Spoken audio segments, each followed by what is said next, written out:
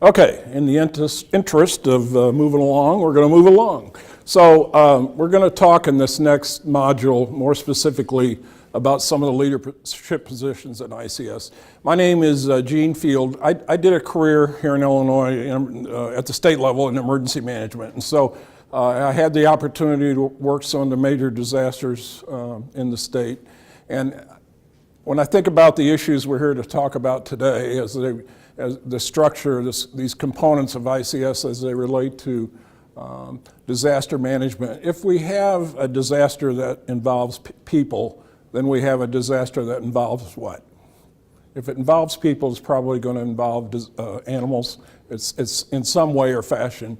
And so that's the applicability, I think, for why we try to reach different segments of people. And so those people that are involved at some level, either in animal rescue, animal care, animal disease prevention, things like that, need to have an understanding of the system of ICS. And so that's the applicability, because obviously any of you can be brought in and be part of a managed, organized response to a disaster. And so we want you to understand the system. And that's the whole idea, is that anybody that has a role to play in disaster management, disaster recovery, we want them to understand the system of ICS. And so, again, we're going to talk specifically then, you've heard mention of the incident commander. We're going to talk about in this module the incident commander and some folks that directly work for he or she in that role as the incident commander. We can support that position with the addition of a few other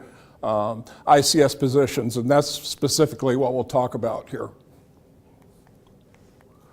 All right, so remember that the incident commander only creates those sections that he or she needs, all right? And what were some of the determinations of whether we were going to expand and add more people to our incident? What were some of the considerations?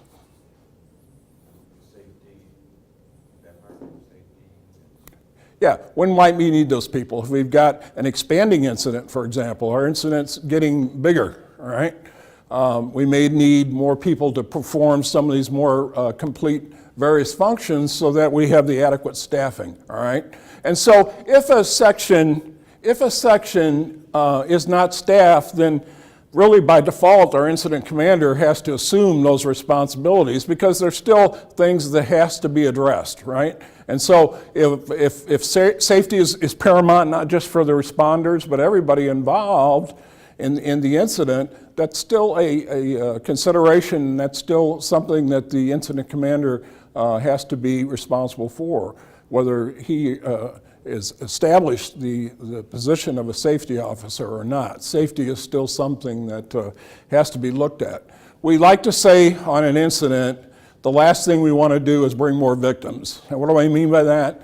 Other responders. The last thing we want to do is bring people out to our incident and have them get hurt or worse. And so we want to do things in a very safe manner and so on.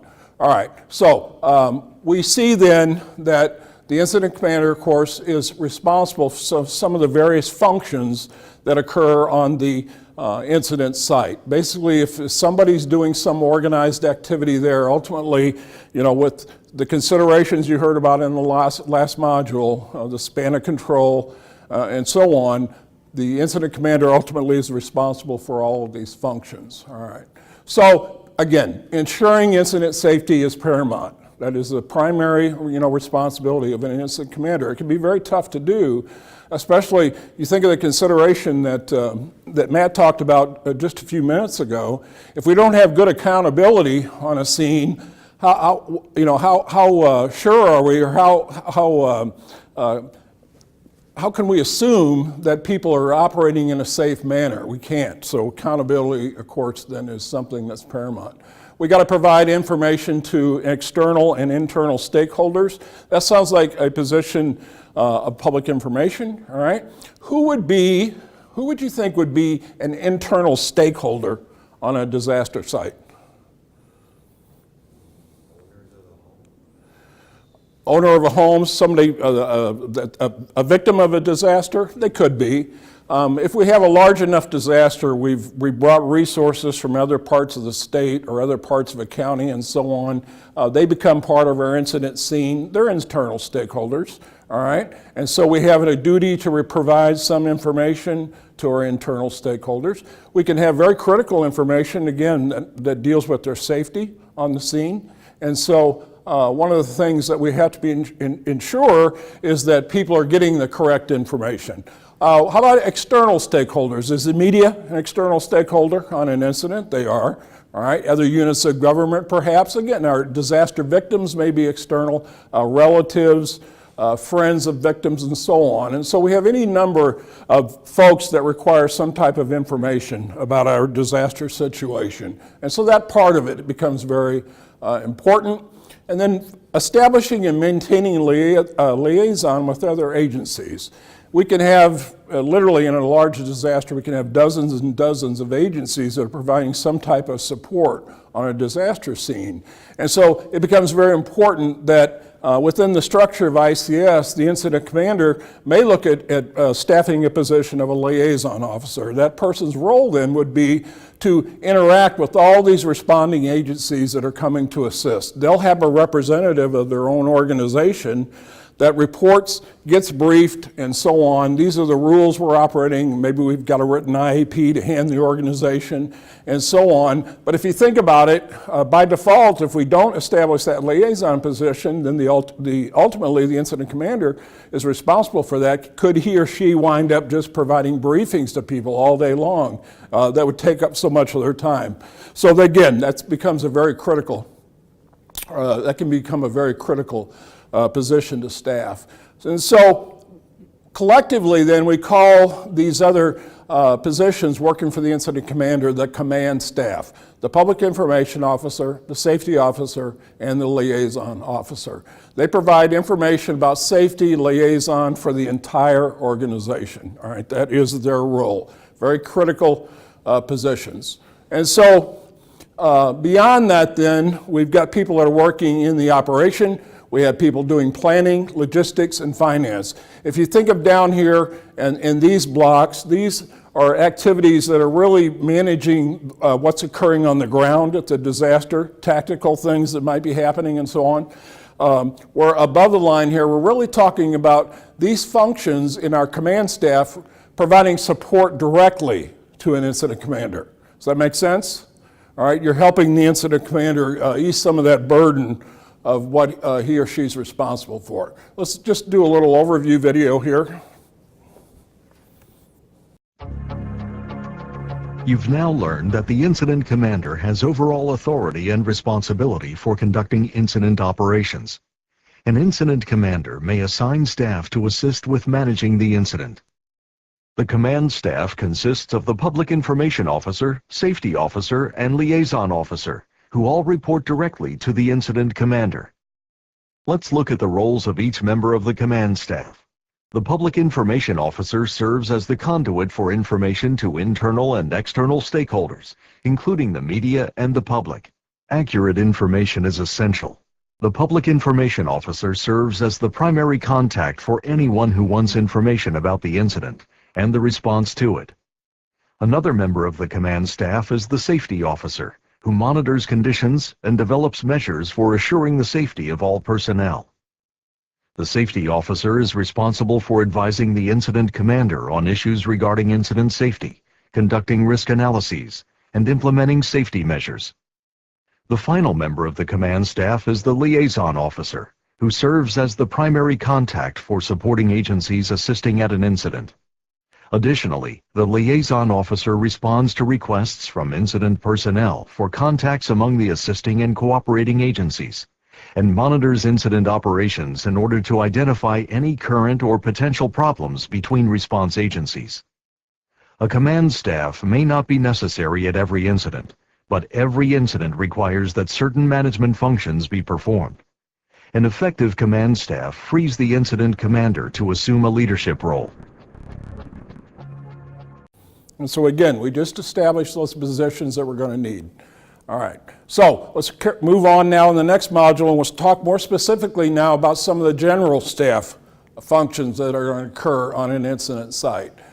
So if we think in terms of directing tactical operations, the actual work that's being done to make things better out on the disaster site, maybe that's cleanup, some type of debris removal, maybe it's trying to mitigate the effects of a hazardous material spill, whatever it might be, those activities are occurring in the operations section, all right? The direction of all response tactical actions to achieve the incident objectives. Meaning, those people are taking some action there in operations, hopefully making the situation better, because ultimately we're trying to restore things to a normal situation. And so within operations then, we can establish a system where we can have hundreds or literally thousands of people that are actually out working and performing some task within operations. The key is going to be, can we do it in a manner where everybody knows who they're reporting to, all right? And then are we not exceeding this action you heard about before called span of control? And so the other sections, the planning section, logistics, and finance, will be activated as needed to support the incident response directed by the operations staff. When would be more likely probably add these additional positions in ICS? What do you think the criteria would probably be? Yes. A very large incident. Good. All right. Any other factors you might think of that might warrant that? How about a large incident that we may not going to resolve today? This thing may go on tomorrow. Maybe the hazard's not going away tomorrow. If you think about something like a river flood, we can have a situation where we may have flooding occurring for several weeks, all right? And so it becomes very important then that we establish and staff some of these other positions, because our objectives may be a little different tomorrow. They may not be a lot different, but things are going to happen tomorrow. We're going to direct our activities a little differently, based upon what the objectives are that we're trying to achieve. And so if we have a very large incident, liable to last for a longer period of time, what we call several operational periods, then more likely we'll probably see more of these positions staffed. So expanding incidents. They may add supervisory layers to the organizational structure as needed. I mentioned that a minute ago. If we've got an operation that were required dozens or hundreds of people that are actually working on the ground, we're going to have to add some folks in a management supervisory capacity. For what purpose? I just said it a minute ago. What's the reason we would do that? Span of control. And then ultimately, we want to ensure, obviously, we're doing everything in a very safe manner. And so there are terms within ICS. If we hear somebody talking about a branch, we hear somebody talking about a division, a group, those are terms to define how we're organizing our assets so that we're achieving this span of control. All right?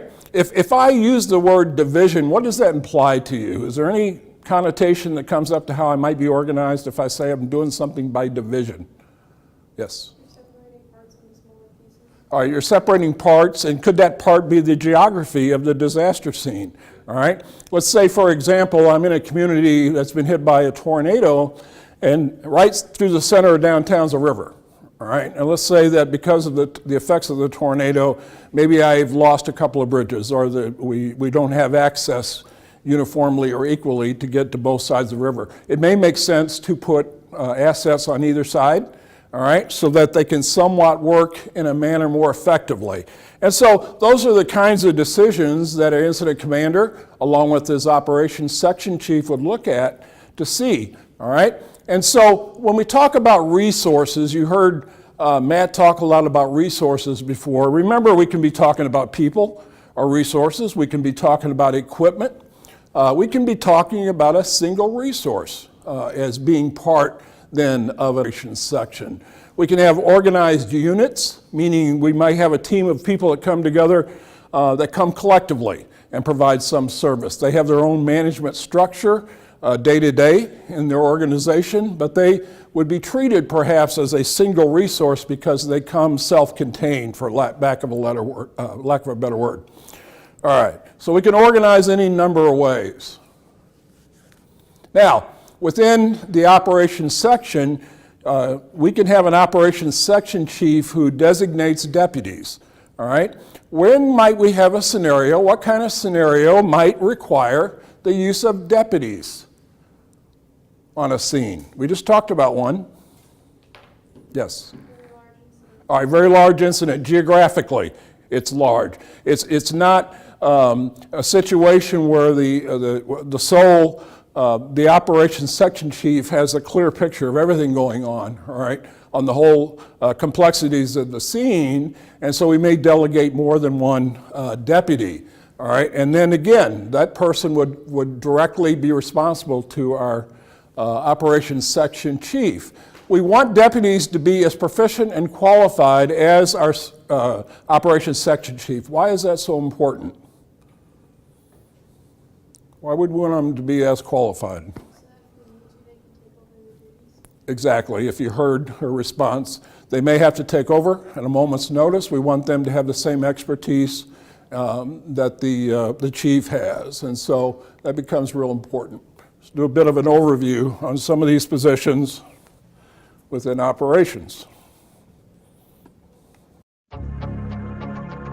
As you previously learned, an incident commander is responsible for all incident management functions, including operations, planning, logistics, and finance and administration. Depending on the incident needs, the incident commander may delegate some or all of these functions by establishing sections. If a section chief is assigned to an incident, he or she will report directly to the incident commander. Together, these section chiefs are referred to as the general staff. Let's take a look at the responsibilities of each section chief. The operations section chief is responsible for developing and implementing strategy and tactics to accomplish the incident objectives. This means that the operations section chief organizes, assigns, and supervises all the tactical or response resources assigned to the incident. Additionally, if a staging area is established, the operations section chief would manage it.